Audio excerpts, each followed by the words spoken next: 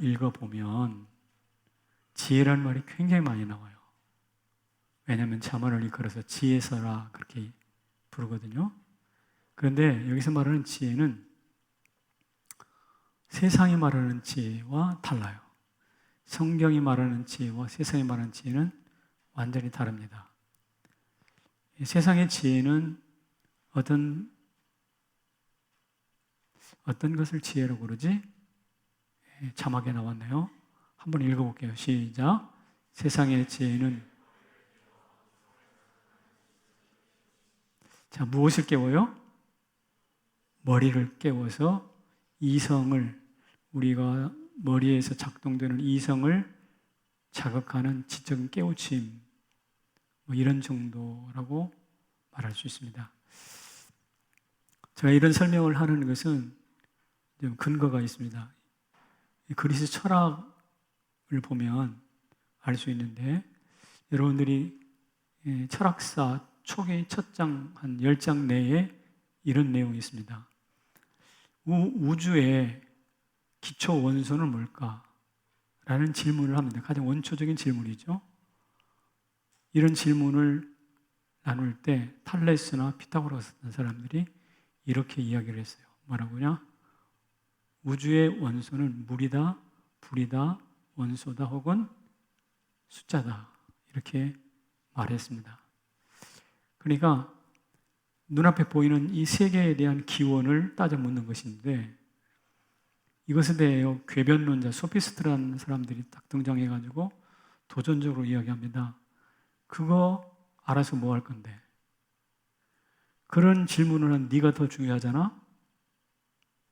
만물의 기초보다 그 질문을 하고 있는 네가 더 중요하잖아? 그래서 우리 인간은 만물을 다 쥐락펴락할 수 있는 척도, 기준점이야 라고 말했습니다. 그리고 만물의 기준이 되었던 인간이기 때문에 눈앞에 보이는 것을 어떤 일정한 기준으로 보는 것이 아니라 자기 마음대로 쥐락펴락하면서 길 것은 짧다고 그랬고 짧은 것은 지 마음대로 길다라고 주장을 했습니다. 그래서 일컬어서 궤변이라고 합니다. 말이 안 되는 소리죠. 자, 관심사가 이런 세상의 물질적인 기초에서 사람에게로 옮겨왔는데, 그 사람이 하는 짓을 보니까 기준이 없이 느렸다, 줄였다, 제 맘대로 하거든. 그러니까 소크라테스가 이렇게 말합니다. 너 자신을 알아라. 네가 지금 무슨 일을 하고 있는지, 어떤 멍청한 일을 하고 있는지, 만물의 척도라고 하는 너희들의 어떤 척도, 왜 척도가 아닌지 네 자신을 알아라. 이렇게 이야기를 합니다. 이게 철학사 앞부분에 나오는 이야기예요. 그런데 이 말은 한마디로 모든 논리와 궤변을 논리를 서로 깨트리고 극복하고 분쇄하는 데 썼어요. 싸워서 논쟁에서 이기자는 거예요. 세상 논리는 싸워서 이기고 논쟁에서 상대방을 제압시키는 데 초점이 있습니다. 그럼 성경의 지혜는 뭘까요? 성경의 지혜는 이런 게 있습니다. 같이. 성경의 지혜는 다 같이 시작. 성경의 지혜는 마음을 깨워 몸을 움직이는 실제적 행동. 그렇습니다. 아까는 무엇을 깨웠냐면 머리를 깨워 이성을 움직인다고 그랬죠? 여기서는 무엇을 깨워서? 마음을 깨워서 몸을 움직이는 실제적인 행동입니다. 그래서 누가 이기고 지냐, 누가 알고 모르느냐 이런 것 따지지 않아요. 오히려 너는 살아있냐 죽었느냐 라는 겁니다. 그래서 생명을 살리는 인격적인 결단이고, 우리 삶의 현장에서 구체적으로 경험되는 열매를 중시하는 생활 밀착형 행동입니다. 그러니까 내 삶의 크고 작은 문제들을 직접 주관하고 다스리고 간섭하는 생활 밀착형, 삶에 밀접한 연관을 가진 행동이다. 그런 뜻입니다. 이거는 어디에 나온 이야기가 아니라 제가 나름 정리한 거예요. 그러니까 잘 이해가 되지 않더라도 그런갑다 하고 지나가세요. 어쨌든 중요한 것은 뭐냐면 생명과 결단이라는 것이고, 하나는 열매와 생활 밀착형이다라는 이야기입니다. 그래서 세상의 지혜라는 것은 배운 자들이 독점하게 있어요. 그런데 성경의 지혜는 믿음으로 우리 삶의 현장에 참여하는 사람들이 누리는 실제적인 열매들이에요. 세상의 지혜는 혼자 제 맛에 즐겁게 홀로 열심히 땅을 파는 두더지형이에요. 자기 혼자 좋아서 지식의 탐구를 펼쳐가는 두더지형 지혜라고 한다면, 성경의 지혜는 모든 사람을 함께 손잡아 일으키고 살리는, 그래서 하늘을 웅비하는 독수리형 지혜예요. 하나는 두더지형, 하나는 독수리형. 우리 청년 여러분, 여러분들은 나 혼자 굴을 파듯이 두더지처럼 땅을 파는 형태의 지식을 탐구하지 말고 함께 손을 손잡고 서로 웅비하는 독수리형 지혜 탐구가들이 되시기를 축복합니다. 이게 성경의 지혜인데, 그래서 성경은 함께 홀로 다니는 법이 없어요. 같이 따라와. 누군가를 데리고 다녀. 성경의 지혜는. 그럼 같이 읽어보겠습니다. 시작. 지혜는 울림이 따라옵니다. 자, 성경의 지혜는 생활 밀착형이고 또 생명을 살리는 것인데 홀로 다니지 않는다고 그랬죠. 그래서 누군가를 데려오는데 첫 번째 데려오는 것이 울림입니다. 울림. 오늘 본문에 여러분 읽은 말씀에 이런 말씀이 있어요. 재현이 한번 읽어봐 주세요. 지혜가 부르지 아니하느냐, 명철이 소리를 높이지 아니하느냐, 여러 출입하는 문에서 불러 가로되 사람들아 내가 너희를 부르며 인자들에게 소리를 높이노라. 아멘. 거기 보면 지혜가 부른다고 말했어요. 소리를 높인다고 말했어요. 출입하는 문에서 부른다고 그랬어요. 너희를 부른다고 그랬어요. 그러니까 성어기와 거리에서 사람들의 마음을 울리기 위해서 막 불러내는 거예요. 소리를 높이는 거예요. 그러니까 예를 들면 예수님이 광야에서 회개하라 천국이 가까이 왔느니라 라고 외칠 때 그 울림이 왕왕왕 울려서 수많은 사람들이 예수님께 와서 세례를 받았거든요. 그게 바로 울림이에요. 내가 곧 길이요 진리요 생명이니 나로 말하면 아버지께 올 자가 없느니라 라고 말씀하실 때 생각해 보세요. 저 나사렛 청년이에요. 30대 청년인데 별거 아닌 촌부에 해당하다고 생각했는데 웬걸 그가 하는 말이 거의 독설에 가까울 만큼 내가 아니면 아버지께로 올 자가 없다라고 파격적인 선언을 합니다. 들어보지 못했던 말을 합니다. 그러니까 귀가 번쩍 뜨이고 저게 무슨 소리지 하면서 마음이 울리는 거예요. 영혼을 뒤흔드는 지혜의 울림입니다. 여러분이 오늘 제가 설교하는 이 설교가 듣기 싫은 소음이 아니라 여러분의 영혼을 때리는 울림이 되기를 축복합니다. 메아리는 아름답죠. 산에 가서 야호 하면 산은 그 소리를 받아서 야호 야호 야호 야호 하듯이 그렇게 여러분 안에서 생명의 울림이 나타나기를 바랍니다. 그래서 내가 부르고 여러분이 반응하면 그것을 일컬어서 울림이라고 합니다. 성경의 지혜는 너와 나 홀로 두더지처럼 땅굴 파는 게 아니라 홀로 함께 어울림이에요. 근데 세상 지혜를 제가 살펴보니까 세상 지혜는 동의를 할 수는 있지만 울림은 잘 없는 것 같아요. 예를 들면 이런 겁니다.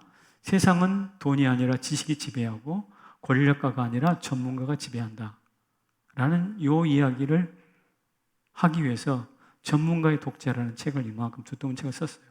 제가 그 책을 읽어보면서 맞아, 세상은 돈이 지배하는 것 같지만 실제로는 지식이 지배한다. 그리고 권력가들이 지배하는 것 같지만 실제로는 권력가를 뒤에서 조정하는 전문가들이 지배한다. 이게 맞는 말이거든요.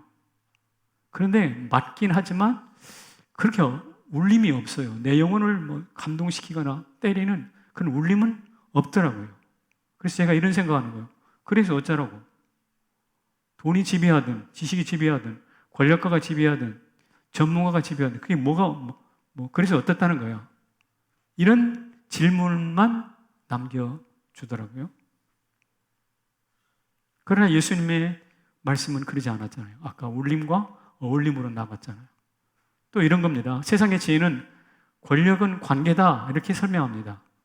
이게 뭐냐면 상하관계, 주정관계, 채무관계, 가불관계 여러 다양한 형태의 관계를 맺으면서 세상은 권력을 부린다는 뜻이죠. 그래서 권력은 이러저러한 관계를 통해서 지배를 한다라고 말합니다. 그런데 그래서 어땠다는 거예요? 그렇지, 사실이지. 그렇지만 거기에는 감동이 없는 거예요. 울림이 없어요. 그러나 성경은 이렇게 말합니다. 뭐라고 말하느냐면 한번 읽어볼게요. 시작. 권력은 관계로 지배하나 희생으로만 완성된다. 권력, 그래, 관계로 지배하지. 맞아. 그런데 그 권력은 결국 희생이라는 과정이 없으면 절대로 완성되지 않아. 여러분, 이 글을 읽으면서 여러분 누구가 떠올리죠? 희생으로 완성했던 그 누군가 계시죠? 누굴까요? 예수 그리스도잖아요.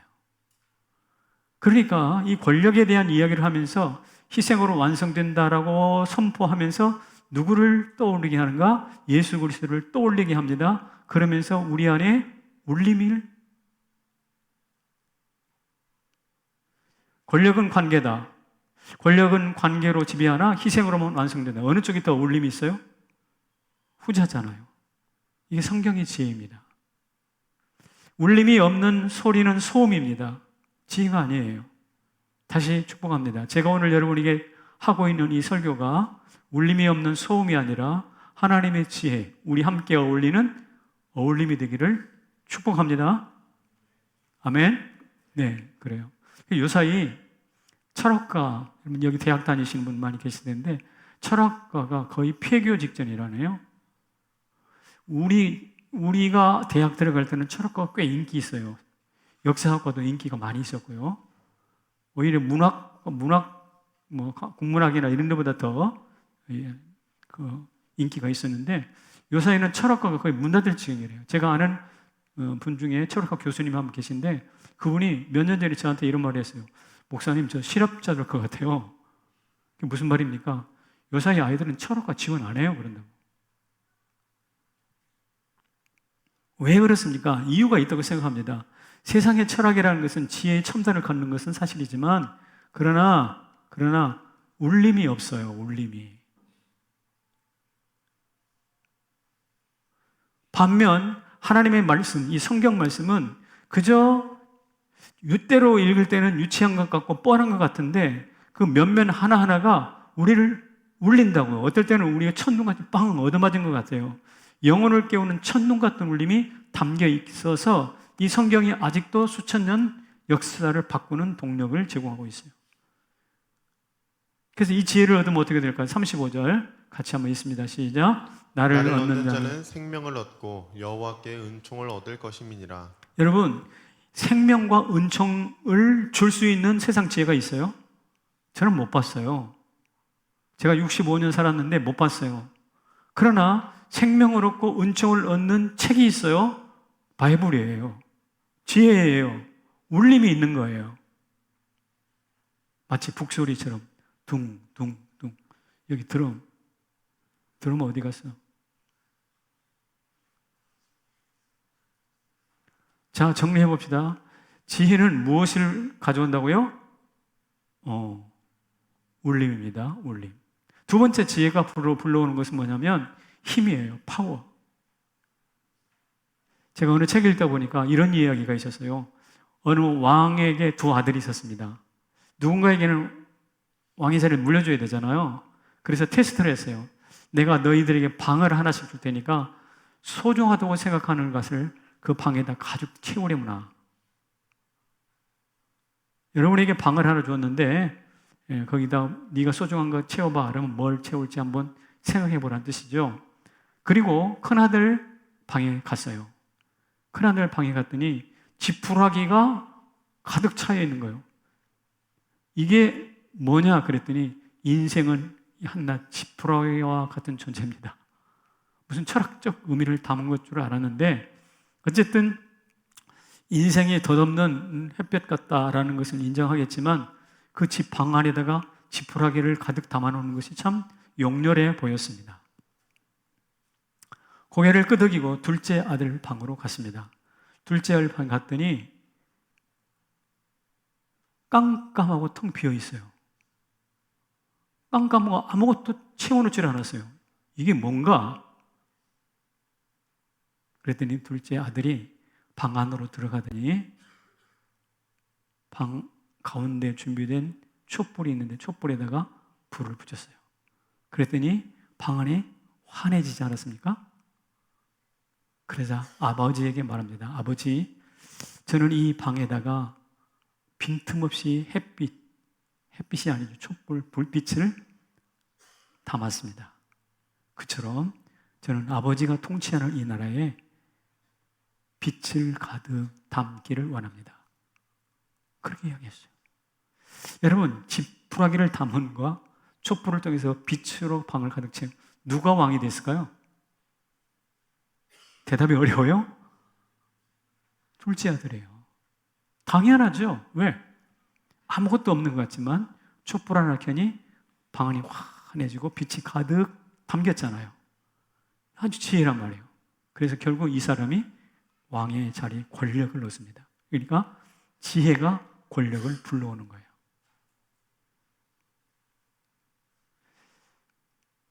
세상은 이것을 똑똑한 사람이 지배한다고 그러죠. 똑똑한 사람. 그래서 누구나 다 똑똑한 사람 되길 원하는데 세상의 똑똑은 사실 그렇게 효용성이 깊지는 않아요. 자, 이 지혜가 힘을 불러온다고 그랬는데 오늘 본문에도 이와 비슷한 말씀을 하고 있네요. 같이 읽어보겠습니다. 재현이 시작. 나로 말미암아 왕들이 치리하며 방백들이 공의를 세우며 재상과 존귀한 자 곧 세상 모든 재판관들이 다스리느니라. 나로 말미암아라는 말이 나오는데 나는 무엇을 의미하냐면 지혜입니다.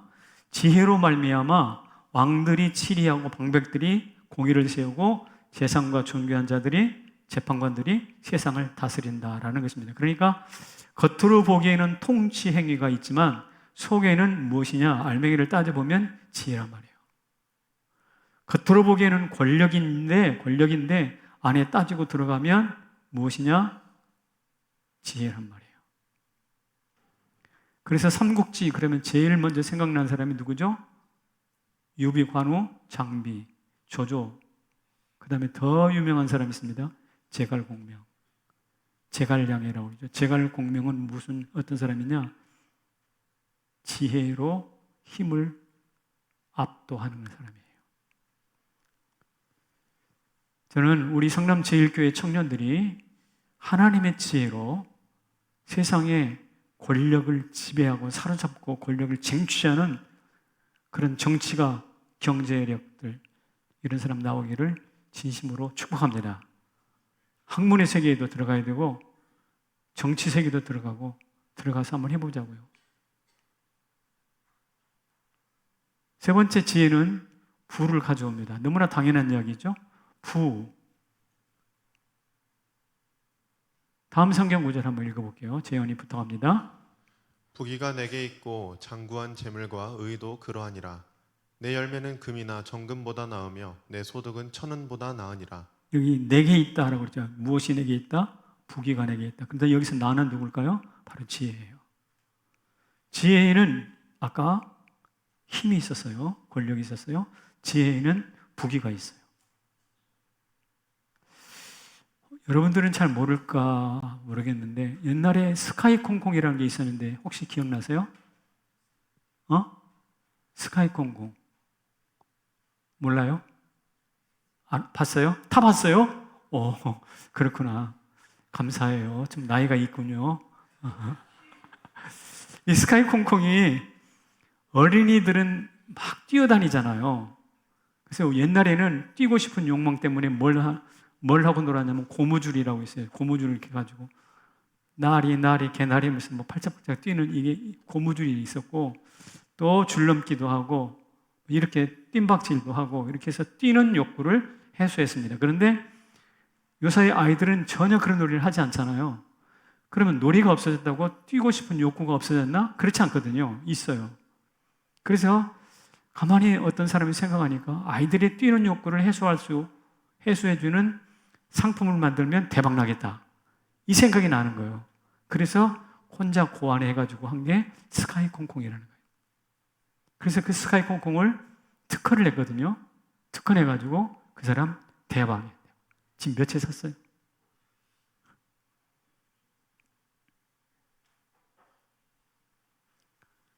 요 사이는 아이스크림을 누구나 다 먹는데 지금부터 한 100여 년 전에는 부자들만 누리는 특별 음식이었어요.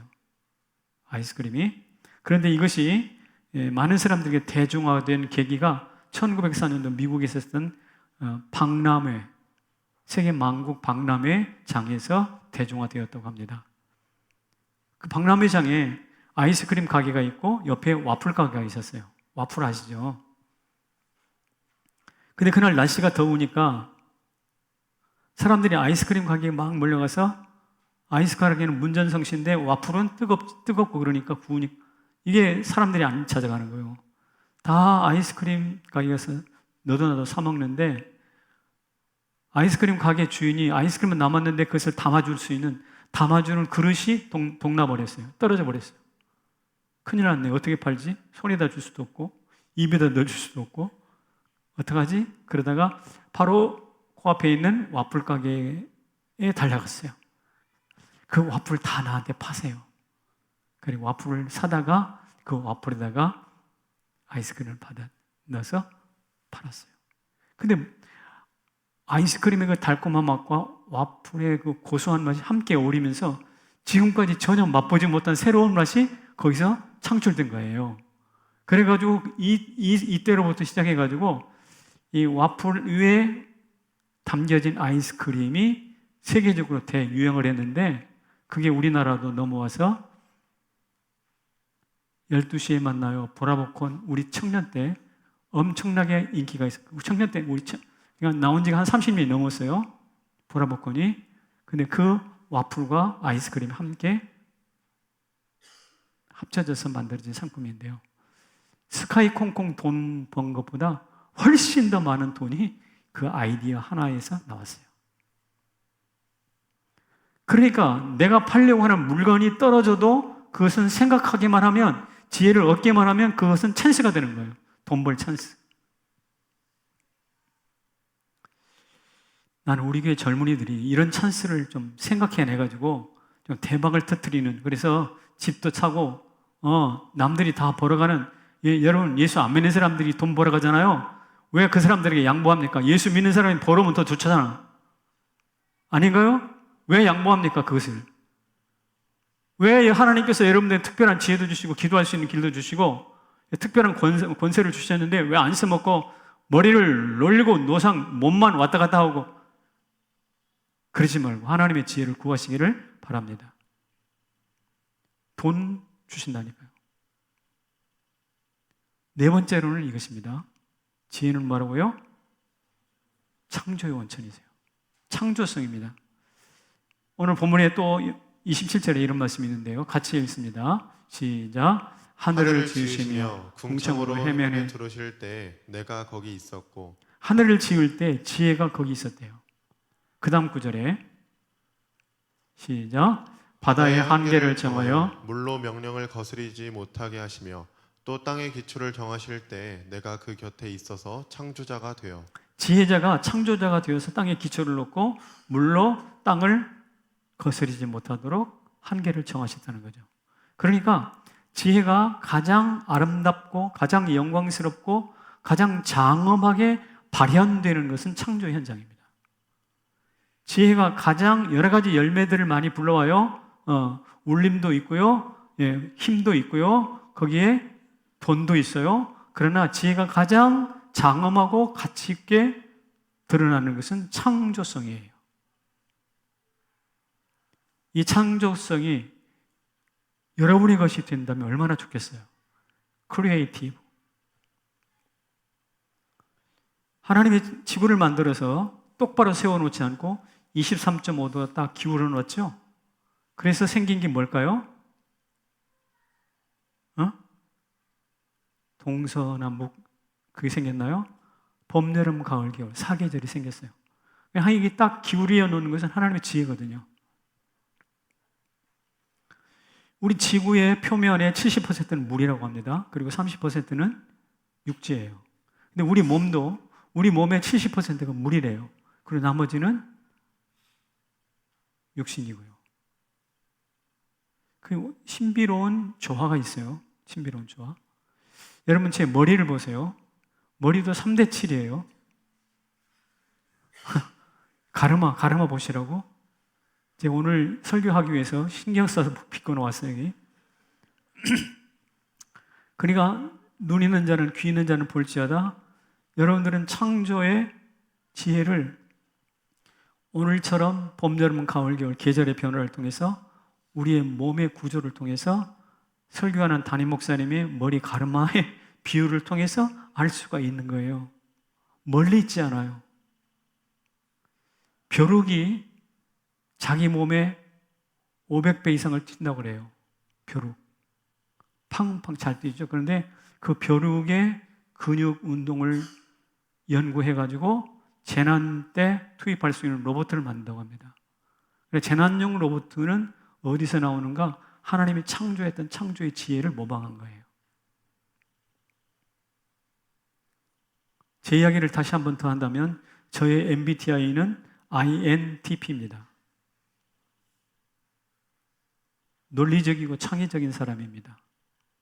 애니어그램은 5번입니다. 사색가입니다. 이런 사람들이 어떤 사람들인가 하면 역사적으로 스티븐 호킹이라는 사람 들어봤어요? 예, 코스모스라는 책을 쓴 불신자이긴 하지만 영국의 유명한 천문학자였어요. 노벨상을 받으신 분이고. 애니어그램, 사색가, INTP 꽤 괜찮습니다. 한국으로 말하면 김대중 대통령이 저하고 같아요.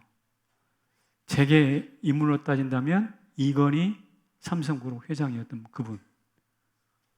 그러니까 정치와 재계에 있어서 거의 수장에 가까운, 학문에 있어서는 스티븐 호킹, 정치에 있어서는 김대중, 재정에 있어서는 이건희, 그리고 종교계에 있어서는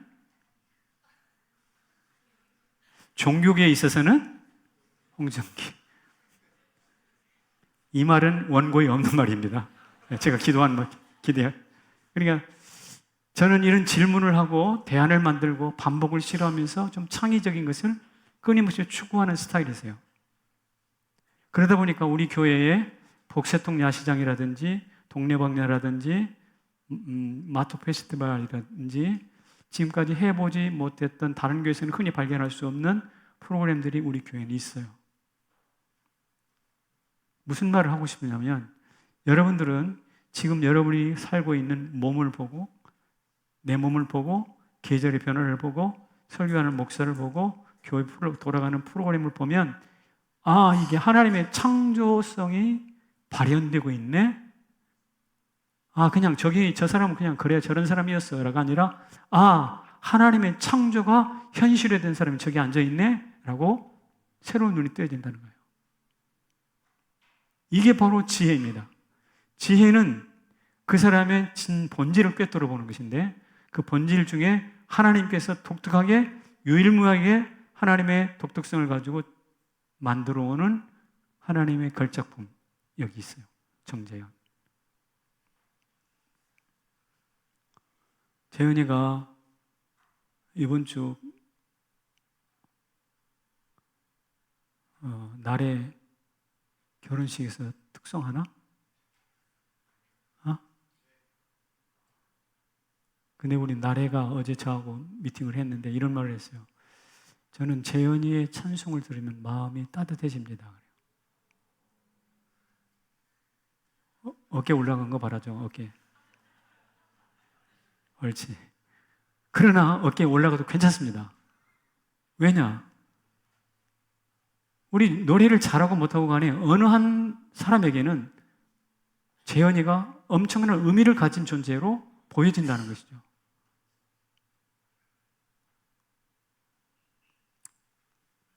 그래서 우리는 지금 여러분 각자 누군가 한 사람 보는 게 아니라 하나님의 창조의 지혜를 보고 있어요. 지혜가 만들어놓은 창조물을 보고 있는 거예요. 자, 정리해 봅시다.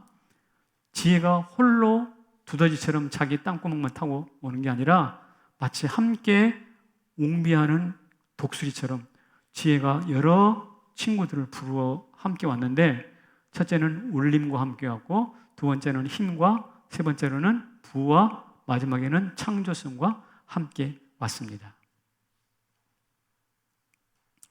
그런데 제가 이 말을 하려고 오늘 설교를 펼쳐가고 있지는 않아요. 제가 말하고 싶은 것은, 정말 말하고 싶은 것은 부와 힘과 창조성이 아니에요. 바로 이것입니다. 같이 읽어볼게요. 시작. 울림, 힘, 부, 창조를 합하면 예수 그리스도. 누구라고요? 예수 그리스도. 그리스도십니다. 땅의 기초를 정하실 때 내가 그 곁에서 창조자가 되어 날마다 그 기뻐하신 바가 되었으며 라고 아까 말씀 구절을 읽었죠. 거기 창조자가 되었다고 하는 그 창조자가 누구일까요? 아까 지혜라고 말했는데 더 구체적으로 말하면 지혜이신 예수 그리스도십니다. 바울은 이것을 하나님의 계시로 즉각 깨달아 알았어요.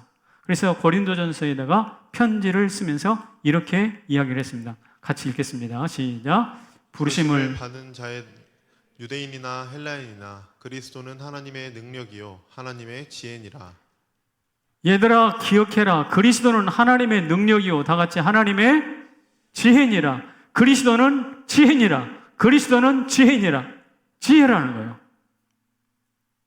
그러니까 지혜신 그리스도 안에 모든 것이 다 들어있어요. 울림도 있고 힘도 있고 부도 있고 창조성도 있고 다 있어요. 뭐니 이 네 가지 다섯 가지 뿐이겠어요. 이보다 더한 모든 것이 다 예수 그리스도 안에 들어있습니다. 오늘 이 사실을 다시 한번 깨달았으면 좋겠어요. 여러분들은 예수 그리스도라는 말은 귀가 따갑도록 들어서 이제는 외면하고 싶을 만큼, 이제 더 이상 그 이야기 안 들었으면 좋을 만큼 그런 단어가 돼버렸는지는 모르겠어요. 어떤 종교적 기호이고 성경 속에서 흔히 나타나는 무슨 부호와 같은 그런 존재, 그런 단어가 돼버릴지도 모르겠습니다. 그러나 그래서는 안 된다는 거예요. 고린도 5장 17절에 이런 말씀이 있습니다. 그런즉 누구든지 그리스도 안에 있으면 새로운 무엇이라? 피조물이라. 피조물이라. 이게 피조물이라는 말은 본래 헬라어 원어로 따지면 무슨 뜻이냐? 이런 뜻이에요. 한번 넘겨보세요. 피조물이 무슨 뜻이라고요? 창조란 뜻이에요. 그러니까 내가 예수 믿고 중생에서 새로운 피조물이 되었잖아요. 새로운 피조물이 되었다라는 이야기는 예수 그리스도 안에 있는 창조가 나를 통해서 나타났다는 뜻입니다. 그래서 여러분들은 무엇을 경험하고 있는가? 예수 그리스도 안에 있는 창조성을 경험하고 있는 거죠. 그러므로 그리스도는 멀리 있는 게 아니에요. 그리스도의 창조는 멀리 있는 게 아니에요. 내 안에 있어요. 나를 만들었어요. 고린도후서 8장 9절 같은 성경 구절 또 읽습니다. 시작. 우리 주 예수 그리스도의 은혜를 너희가 알거니와 부유하신 이로써 너희를 위하여 가난하게 되심은 그의 가난함으로 말미암아 너희를 부유하게 하려 하심이라. 두 번째 줄에 부유하신 이로써 그랬는데 부유하신 이는 예수 그리스도를 의미합니다. 그 부유하신 예수님이 우리를 위하여 가난하게 되었다고 했어요. 왜냐? 가난한 우리를 당신의 부여로 부욕해 하기 위해서. 그러니까 예수님은 아까 지혜였죠. 아까 여기서는 뭐라고요? 창조였죠. 여기서는 또 뭐라고요? 부유하신 분이에요. 부유 그 자체입니다. 그러니까 제가 여러분들에게 말씀드리는 내용은 내가 만들어낸 이야기가 아니라 여러분들이 설교 시간이니까 내가 이런 이야기 좋은 이야기 해줄게 해서 내가 창작한 이야기가 아니라 오늘 성경이 말하고 있는 가장 핵심적인 대단히 중요한 이야기고 그리스도라는 말씀 속에 들어가 있는 구체적인 내용물이에요. 구체적인 내용물. 포장을 뜯으면 그 포장물 안에 뭔가가 있잖아요. 선물이 있는 것처럼 그리스도라는 내용을 뜯어보면 바로 무엇이 있느냐? 창조성이 있고요. 부여가 있고요. 힘이 있고요. 지혜가 있고 그런 겁니다. 예수님의 공생애는 그것을 입증하는 시간이었어요. 어떻게 해요? 회개하라 천국이 가까웠느니라 라고 외치니까 많은 사람들의 마음에 울림이 있어서 수많은 사람들이 와서 예수님께 세례를 받잖아요.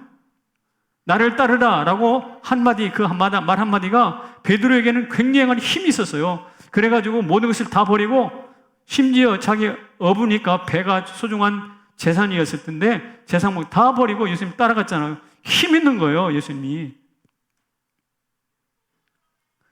너희가 먹을 것을 주어라고 했을 때 오병이어 기적이 나타나지 않았습니까? 너희가 먹을 것을 주어라 그 말 한마디로 인해서 오병이어 5천 명이 먹는 빵이 생겨났습니다. 돈이 생겨났다고. 그러므로 예수님의 공생애는 예수님이 창조성이시고 힘이시고 부여이시고 울림이라는 사실을 명명백백 증거하는 기간이었어요. 여러분에게도 이런 시간이 찾아오기를 바랍니다.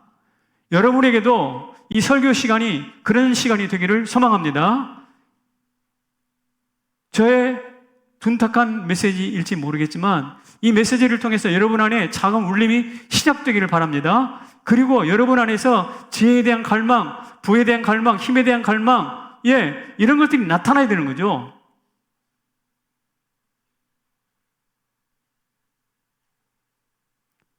이것을 알기에 사도 바울이 뭐라고 그랬냐면 이런 말을 했어요. 내가 그리스도를 아니 내가 가지고 있는 모든 것을 배설물로 여긴다. 배설물, 똥으로 여긴다는 뜻이에요. 왜 그랬을까요? 그가 예수 그리스도를 만나고 참된 지혜, 참된 돈, 참된 힘, 참된 울림을 딱 경험하고 나니까 다른 건 다 쓰레기다. 이 예수님을 베드로는 변화산에서 만났어요. 그리고 뭐라고 했는지 아세요? 저 세상 내려가기 싫자 우리 여기다 초막새 찍고 여기서 영원히 삽시다 그랬어요. 돌에 맞아 죽어가는 순간 스데반이 뭐라고 그러느냐? 저기 보라 손가락을, 저기 보라 여호와께서 보호자, 예수께서 보호자 위에 서 계셨다 그래요.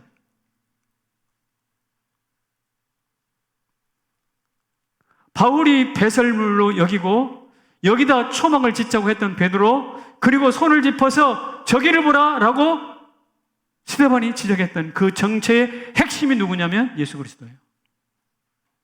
여러분도 그 예수 그리스도를 발견할 수 있기를 축복합니다. 정말 그렇게 되기를 바랍니다.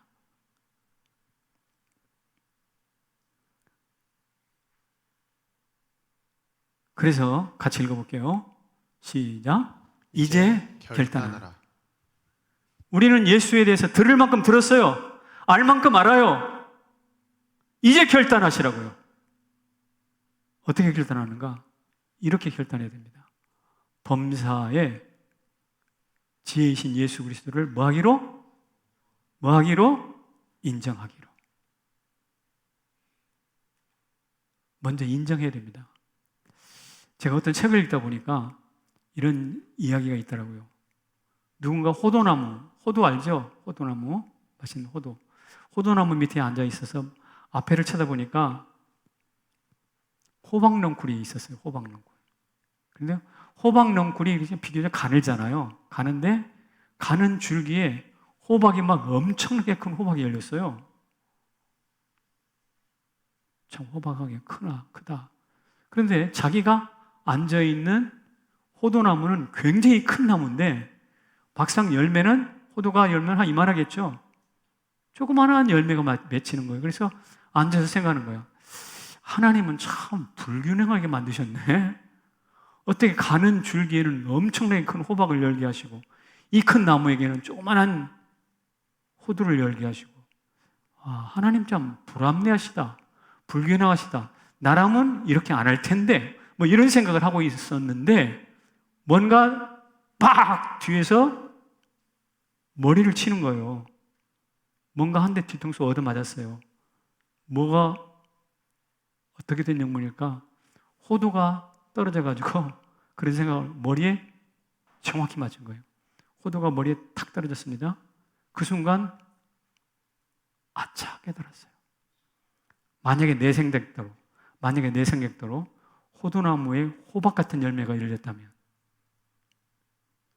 그리고 그 호박 같은 열매에 내가 맞았는데 만약에 그렇다면 나는 그 순간 이 세상 사람이 아닌 거지. 죽은 거지. 순간 깨달았어요. 맞아. 이 사람이 하는 생각이 뭐냐면, 하나님, 제가 잘못했어요. 불합리하다고 생각해서 잘못했어요. 하나님이 하시는 것은 무조건 옳습니다. 절대적으로 옳습니다. 아무리 가는 줄기에 아무리 태산 같은 열매를 맺게 한다고 해도 하나님이 맞습니다. 아무리 큰 나무에게 아무리 작은 열매가 맺힌다 해도 맞습니다. 하나님을 인정합니다. 그래서 살았잖아요. 정말 호박 같은 큰 열매가 머릿속에 떨어졌다면 그 사람 뇌진탕으로 죽었지. 그래서 성경에 이런 말씀하십니다. 범사의 그를 인정하라. 그리하면 내 길을 지도하시리라. 여러분, 여러분의 범사에 인정하세요. 그리고 물으세요. 두 번째로는요, 이것입니다.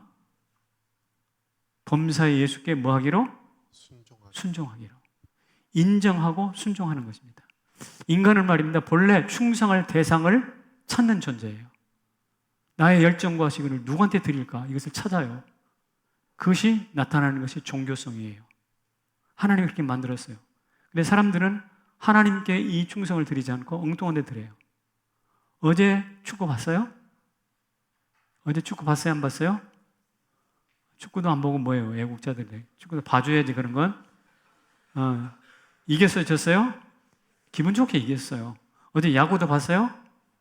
그것도 봐줘야 됩니다. 야구도 봐줘야 되는데, 제가 말하고자 하는 것은 그것이 아니라 축구가 좋아서 축구에 충성을 해요. 내 열정을 바치면 축구 광이 됩니다. 거기까지는 좋아요. 용납할 수 있어요. 그런데 축구 광이 점점 심해지면 축구의 종이 됩니다. 왜? 축구에 순종했기 때문에, 헌신했기 때문에. 그것은 그렇게 바람직한 것 같지는 않아요. 우리의 충성은 축구에 드릴 것이 아니에요, 사실은. 우리의 충성은 학문이나 스포츠나 과학이나 문화, 예술, 이게 아닙니다. 우리의 충성은 누구에게 드려야 되는가? 학문과 스포츠와 과학과 문화, 예술을 총체적으로 만드신 창조자 예수 그리스도에게 드려야 되는 거예요. 여러분 예수 그리스도께 충성하면서 공부를 하세요.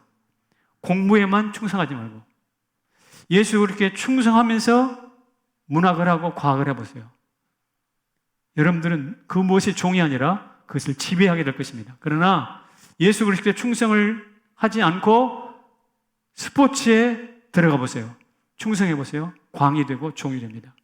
그리고 여러분들은 그 축구의 스포츠에 지배당하게 되어 있어요. 같이 읽어볼게요. 시작.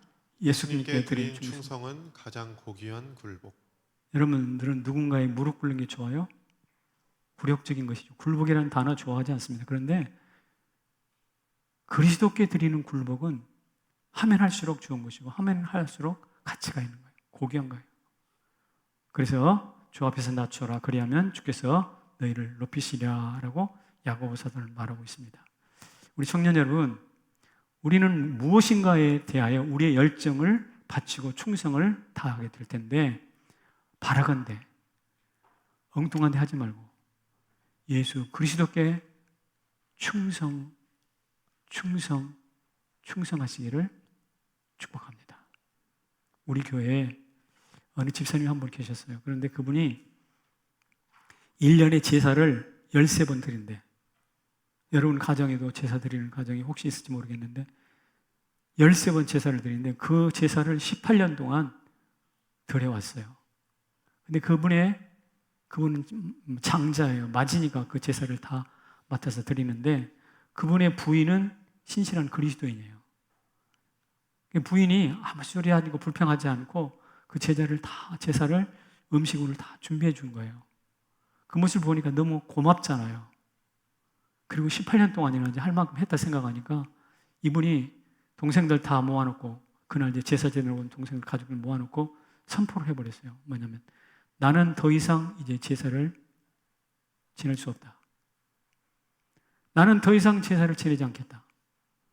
그리고 나는 내일부터 우리 집사람 따라서 교회 나갈 거다. 나 교회 나가니까 제사 못 지내겠는데 혹시 이 중에 제사를 꼭 드려야 되겠다는 사람이 한 사람도 있다면 와라. 우리가 제사 음식 준비해 줄게. 제사 음식 준비해 줄 테니까 와서 제사 지내고 가라. 선포를 했어요. 그 다음 제사에 누군가 왔을까요? 안 왔을까요? 아무도 안 왔어요. 그러니까 예수 그리스도께 순종하기로 선포하니까 뭐가 돼요? 마치 홍해가 길이 열리는, 물이 쫙 갈라지는 거예요. 길이 열리는 거예요. 권위가 있어요. 우리 청년 때 이런 구호가 있었습니다. 청년 때 내 인생의 가운데 토막을 하나님께 드리자. 내 인생의 꽁지나 뭐 머리 맛도 없는 대가리 이런 데 말고 내 인생의 가운데 토막을 하나님께 드리자. 이런 이야기를 많이 했었어요. 그리고 그렇게 설교하셨던 분이 저를 지도했던 그 당시 전도사님이셨습니다. 그런데 그 전도사님이 그렇게 설교하고 나서 얼마 안 있다가 결혼을 했는데, 결혼하고 신혼여행을 가는데 말이죠, 저 하와이나 막 이런 데 간 게 아니라 기도원으로 갔어요. 여기 기도원, 결혼하고 신혼여행을 기도원으로 가는 남자하고 살고 싶은 자매 있어요? 아무도 없을 거예요. 그런데 그 참 무슨 신화 같은 이야기가 바로 오래됐던 이야기가 아닙니다. 그래서 그분은 뭐냐, 내 인생의 가운데 토막을 하나님께 드리자라고 선포하고 설교하고 나서 자기 인생의 가장 황금 같은 신혼여행을 어디로 가는가? 기도원으로 갔어요. 제가 철원에 있는 대한수도원인데요, 환경이 좋은 것도 아니에요. 그러면서 기도하는 거예요. 하나님, 우리 가정이 이제 시작되었습니다. 사랑하는 사람과 함께 손잡고 우리 가정이 이제 시작될 텐데, 하나님, 이 자리에 기도원에서 시작하고 싶습니다. 양날에 넌 괜찮아, 갔다 와.